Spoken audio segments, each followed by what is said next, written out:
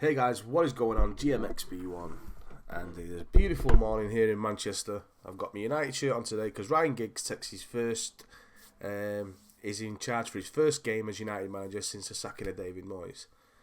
So I'm a big Man United fan. Anyway, skip all that. I've got some news today on Phil Spencer was interviewed. He was discussing about the games industry, how it's evolving, and that. So. Someone's asked him a question basically. What did you learn from the Microsoft launch last year and the early vocal opposition from core gamers around issues like DRM and used games that ultimately reversed some functionality of Xbox One? Now, Spencer's a smart guy, as you know, so he's come out and said, we took the feedback we got last year to heart. I took it personally. You'd be hard pressed to find someone at Xbox who didn't. Early on, we could have done a better job communicating our intent more clearly. But I'm proud of the way we responded, changed our plans, moved forward, and ultimately delivered a successful product that fans are really enjoying. We were reminded just how important it is to listen to our fans. We proved they can impact the products we make. Maintaining an open dialogue with Xbox fans is a commitment we'll continue to uphold. So as you know, Phil Spencer just recently been appointed the head of Xbox, everything Xbox. So, and with the interviews I've been seeing and the statements he's been giving out, he's really committed to driving the Xbox One to make it the number one console regarding games. So what this was about, last year about E3, it was banging on about TV.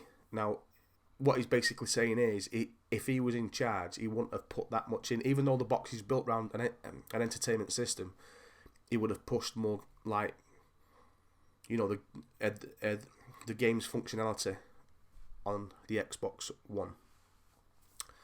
So this other guy asks him, what role will exclusive games play in this generation of the console battle, especially as fewer AAA games are being developed today versus past console generations? Exclusive games will continue to play a major role for Xbox in the new console generation, just as they have in the previous generations. I'm a true believer in our exclusive platform features like Kinect, Smart Glass and the cloud, but games have always been the bedrock of our consoles at Xbox. On Xbox One, we came out of the gate strong last November with Forza Motorsport 5, Dead Rising 3 and Rise Son of Rome, and we haven't slowed down, having just released Kinect Sports Rivals and of course Titanfall. This E3 is important for us to show gamers our future plans for exclusives and third-party support. Right now, I think we have a strong lineup of in-development exclusives, including games like Sunset Overdrive, Project Spark, Quantum Break and Halo. In addition to some exciting titles you will hear more about E3. It's going to be great at E3 to be able to share the games coming exclusively to Xbox One, and it's only getting better. So as I say in my previous videos, I give my predictions. A lot of people left comments saying I missed out some games, which I probably did, but that just makes it even better because off the top of my head I was just giving my opinions, what I want to see. So it's great. As you know, we've got Gears of War, so maybe a teaser trailer at E3, maybe not this year, maybe next year. We don't know. So this other guy said to him, what do you feel the game industry has learned from the success of Titanfall when it comes to campaign modes for shooters? He goes on to say, first I want to congratulate our partners at Respawn and EA for creating a truly amazing game. We've been very proud to partner with them and feel honoured to share a part of that success. My hope is that Titanfall has affirmed one of the most fundamental principles of game development I believe in. A great game can come in all forms, shapes and sizes. There's no set formula or checklist you'll need to hit. When you assemble a team with a passionate vision and arm them with the platform and tools they need, they can do amazing things. So it says Titanfall's early success has proven that, and I think that's very inspiring.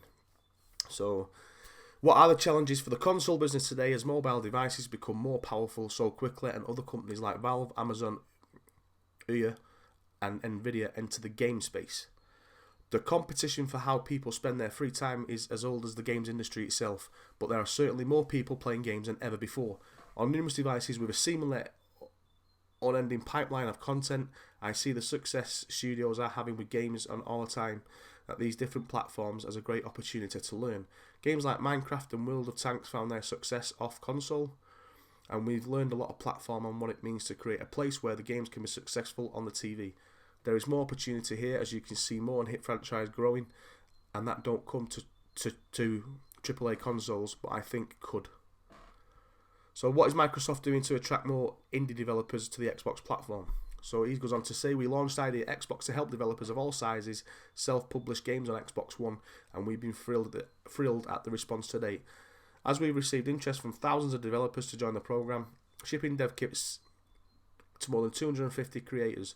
Just last month at GDC, we shared a sample of 25 games coming to the Xbox One via ID at Xbox, including several I'm particularly excited about, like Through and IDAB. Excuse me.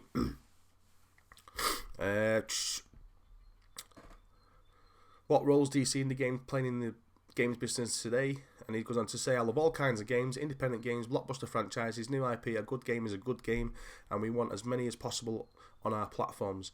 Independent developers are a vital part of that equation, and their games can range from niche fan bases to AAA titles on par with blockbuster first-party games. Independent creators are in a unique situation where they're able to really experiment and map their own priorities and timeline. In a way, they challenge the rest of the industry to stay on their toes and continue to think outside the box in creative and compelling ways. As a program, ID at Xbox was designed with these developers in mind, and I personally cannot wait to see what's to come. So,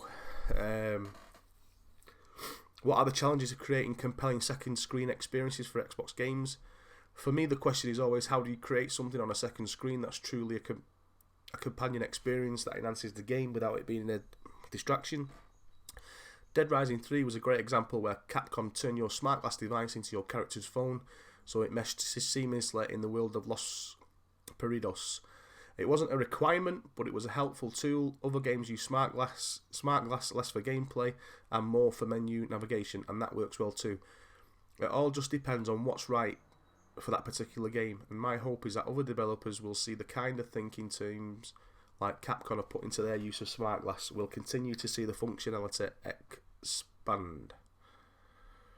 As Xbox Live continues to grow, what opportunities to cross-platform projects like Steven Spielberg's Halo video series and the Halo game universe open up for Microsoft? We are starting a new chapter at Microsoft with a strategy to create a family of devices and services that empower people around the globe for the activities they value most, and entertainment always ranks up high on that list. We are looking for ways to marry amazing programming, such as the Halo universe, with the powerful technology and rich social community we have with the Xbox within the larger Microsoft ecosystem. Whether you are using your Xbox PC, tablet or phone, we want you to have access to an immersive, personalised and entertainment experience. So that was Phil Spencer, just giving I think it was an interview with a website. So he's he's basically going on about games. He probably gets asked the same questions all the time, but he seems to be more games focused now. He knows what he's talking about. He does seem like a really good guy who can turn this round now. As you know, in September, the Xbox One is releasing in 26 more countries. So I expect them either to be on par with PlayStation, but PlayStation could ship another 2 million consoles by then, so that could be up to 9 million. So we don't know anyway. Let's just see how that pans out. So thanks for watching, guys. Hope you enjoyed it, and stay tuned for more vids. Thanks a lot. Bye.